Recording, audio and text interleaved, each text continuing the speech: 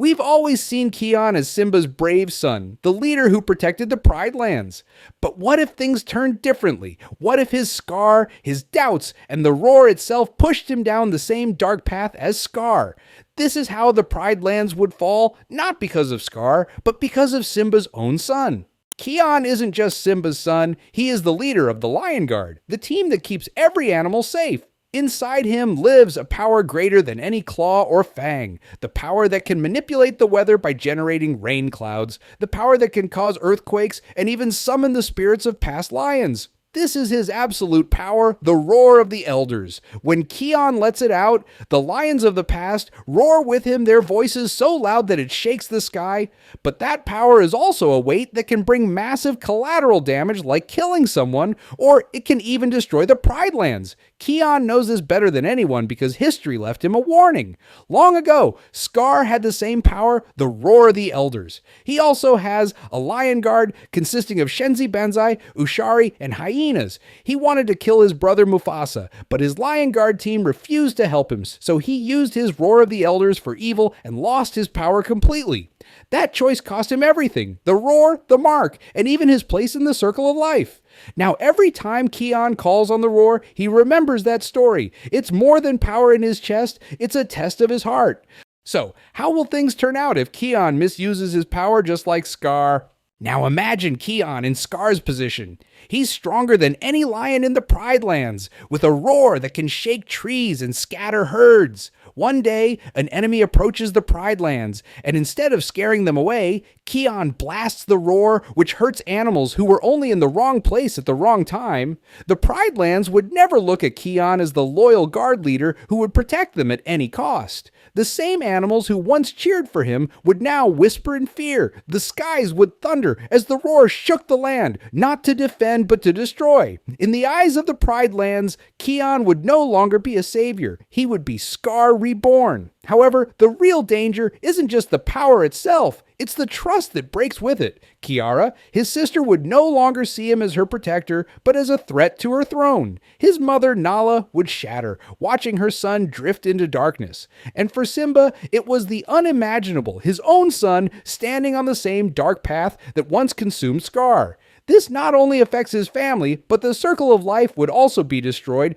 not because of an outsider, but because the king's own son had turned into the storm they could never control. The Lion Guard would never be the same. Instead of leading the Lion Guard with kindness, Kion would rule through his roar, making them follow out of fear and power, not friendship, but he wouldn't stop there. He would force them to choose between him and what's right. Think about Bunga, the fearless honey badger who always believed in Kion no matter what. At first, he might stay by his side, but seeing evil Kion harm others, even the innocent, would break his heart. He might protect the Pride Lands from him. That struggle alone could destroy the spirit of the guard. Bunga isn't the only one who would struggle.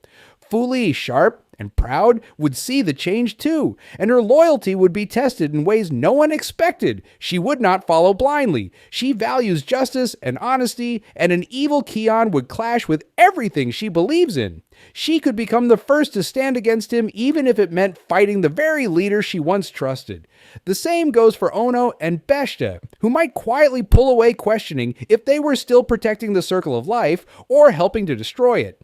This would split the Lion Guard in two. Some might hope to save Kion, while others would realize they needed to stop him before the Pride Lands fell apart. The Guard, once a symbol of unity, could turn into a battlefield of broken friendships and painful choices. That's where the whole story flipped away. Now the question is, with his misuse of power, can Kion achieve what Scar always dreamed of? Once Kion starts to believe he is more fit to rule than Simba, everything changes. The lion who once protected the Pride Lands begins to see flaws in the old ways. He drifts away from his family, convinced that the Circle of Life is failing under Simba's rule. Slowly, he begins forming alliances not with loyal subjects, but with outcasts, exiled animals, and misfits who were never welcomed in the Pride Lands. The Lion Guard itself becomes a tool for this new vision. Kion reshapes it into a new species, army blending the strongest, smartest, and even former enemies. Together, they follow him not because they trust him, but because they fear the power of the roar and his ambition. This is where Kion becomes what Scar always dreamed of: a lion with both supernatural power and an army capable of bending the Pride Lands to his will.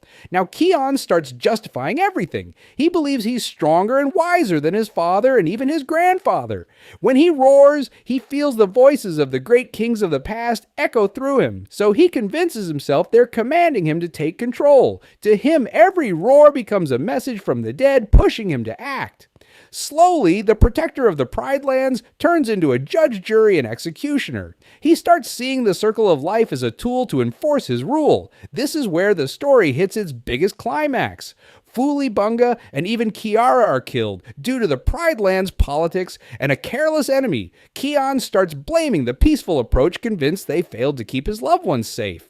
In his grief and rage, he fully embraces fear as a form of protection. He believes cruelty and absolute control are the only ways to protect the Pride Lands. In his mind, everything he does is right, and anyone who stands in his way must be defeated, all for love and safety. But in reality, Kion can't tell the difference between protecting and hurting, or between love and fear. The Pride Lands themselves begin to crumble under this new rule. Animals who once trusted the king now live in fear. The Lion Guard, once a symbol of hope, turns into an army ruled by fear. What Scar only dreamed of, Kion achieves power, fear, and control over an entire kingdom with the weight of legacy and grief, ruling every decision. What do you think Kion ever truly came close to becoming? Scar? Could the roar itself tempt another lion down that path? Put your thoughts in the comments, and if you want more deep dives into the hidden stories of the Lion King and Lion Guard, hit the subscribe button and press the bell icon.